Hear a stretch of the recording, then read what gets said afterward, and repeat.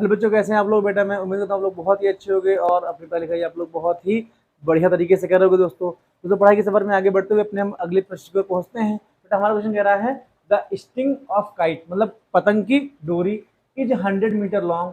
कह रहा है कि वो 100 मीटर लंबी है एंड और it makes an angle of 60 degree. तो कह रहे वो 60 डिग्री का कोण बनाती है विद होरिजेंटल, मतलब अपने होरिजेंटल एक 36 से 60 डिग्री का कोण बनाती है। तो find the height of the kite. तो कह रहा हमको जो काइट की हाइट हमको बताओ बट कितनी हो जाएगी। कह रहा एज्यूम दैट, और हमने एज्यूम क्या किया है, देयर इज नो स्लैग। अब स्लैग का मतलब बेटा क्या, झुकाव हो जाएगा। क्या हो जाएगा, इसका मतलब झुकाव हो जाएगा। भाई देखो जैसे कि इन द स्टिंग, मतलब स्टिंग में कोई भी स्लैग नहीं है। अब बेटा इसका पहले रफली फिगर समझो। ठीक, आप लोग के मन में कैसा फिगर बनेगा, आपने कैसा रियल लाइफ में देखा होगा। जैसे कि मान लो ये अर्थ है, यहां से पतंग उड़ाई जा रही है, तो आपके मन में क्या हो जाएगा, पतंग ऐसा ऐसे पतंग जाती है, पतंग यहाँ पर ऐसे पतंग उड़ती है ऐसे, मतलब ये इसे कर्व बोलोगे। भाई स्लैग को आम भाषा में कर्व बोल सकते हैं। कर्व ऐसे होता है पतंग में, भाई बिल्कुल सीधे पतंग नहीं जाती है। लेकिन इनके क्वेश्चन के according there is no slack in the string, मतलब स्टिंग में कोई भी स्लैग नहीं है, मतलब झुकाव नहीं है। तो हमारे जो बेटा हमारा फिगर में देखो मैथ है, इसमें जो बोलता है वही करते जाओ खाली बस। अब इसमें कहा जाएगा हम ये स्लैग नहीं मानेंगे, तो हमारी कंडीशन कैसे हो जाएगी, हमारी बिल्कुल पतंग सीधी ऐसे हो जाएगी।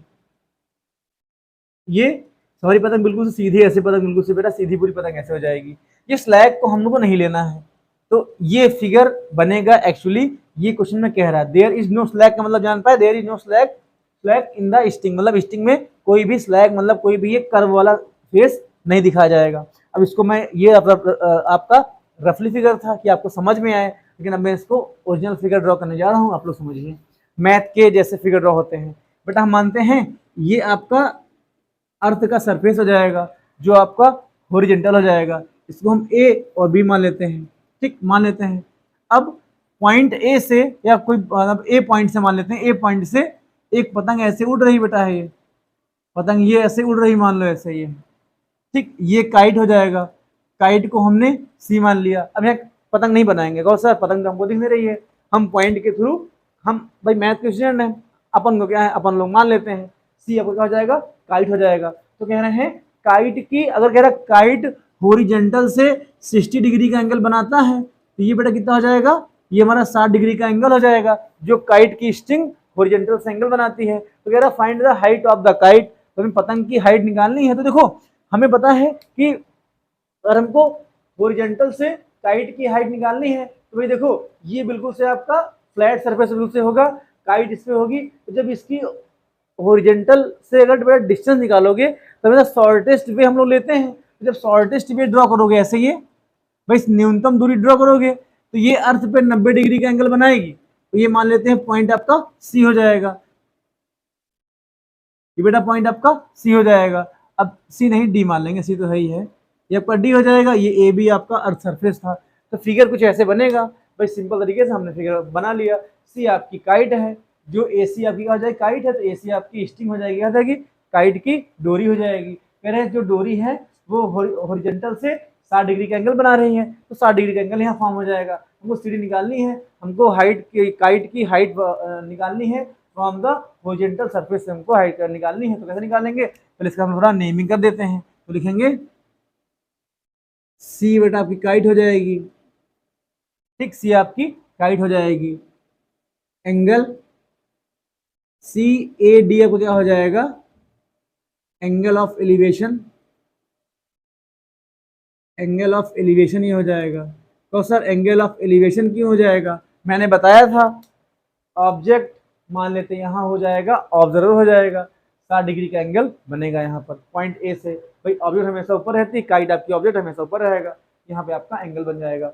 एंगल ऑफ एलिवेशन कितना हो जाएगा, ये हमारा 60 डिग्री हो जाएगा। हमको सी डी निकालनी है, तो सी डी हम सी डी मानते हैं, सी डी हमारी एच हाइट पर काइट आपकी होगी।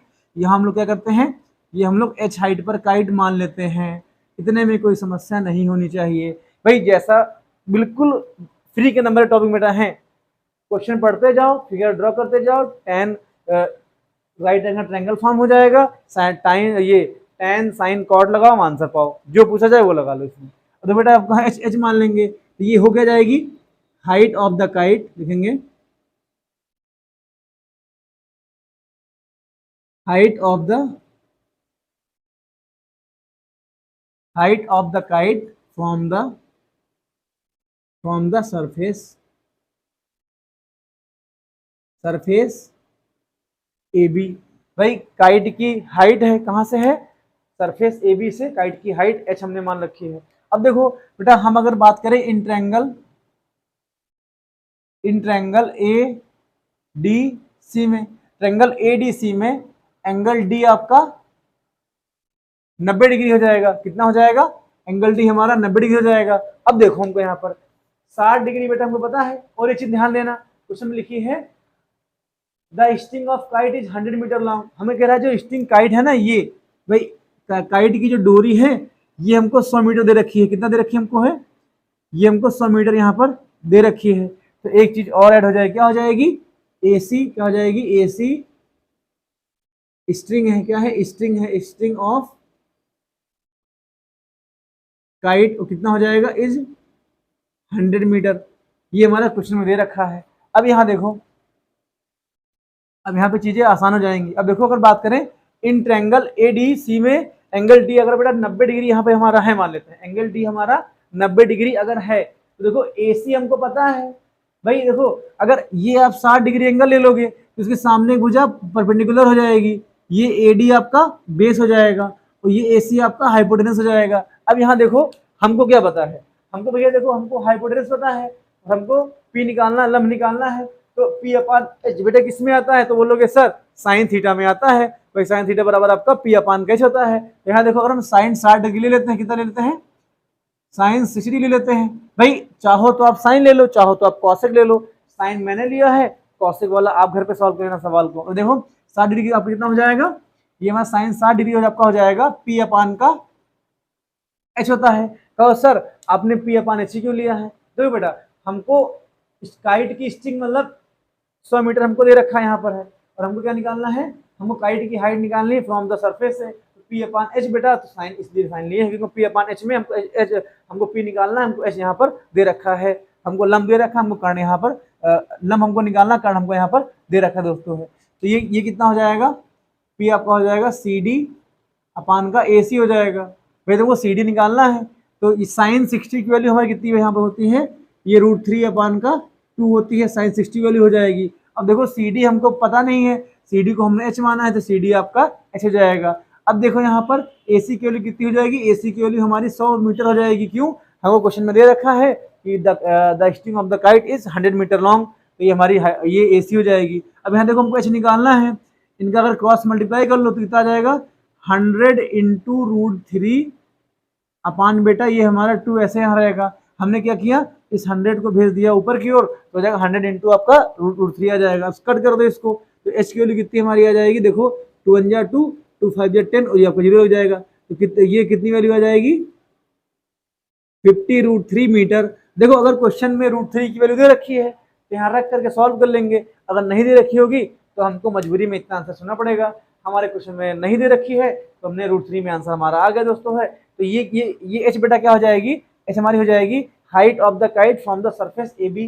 भाई देखो ए बी सरफेस से हमारी काइट की हाइट हमारी एच आ जाएगी। तो ऐसे ही इस क्वेश्चन को हम बेटा आसान तरीके से कर सकते हैं दोस्तों हैं। दोस्तों अगर ये वीडियो आपको अच्छा लगे तो पढ़ने वाले फ्रेंड्स हैं ना, उन तक वीडियो शेयर कीजिए, ताकि उनको भी इस वीडियो से थोड़ा सा जैसे इस टॉपिक में दिक्कत होगी तो उनकी भी प्रॉब्लम सॉल्व हो जाएगी दोस्तों। और मिलते हैं अपने नेक्स्ट वीडियो में, तब तक के लिए आप लोग ध्यान रखिएगा दोस्तों। टेक केयर दोस्तों, जय हिंद।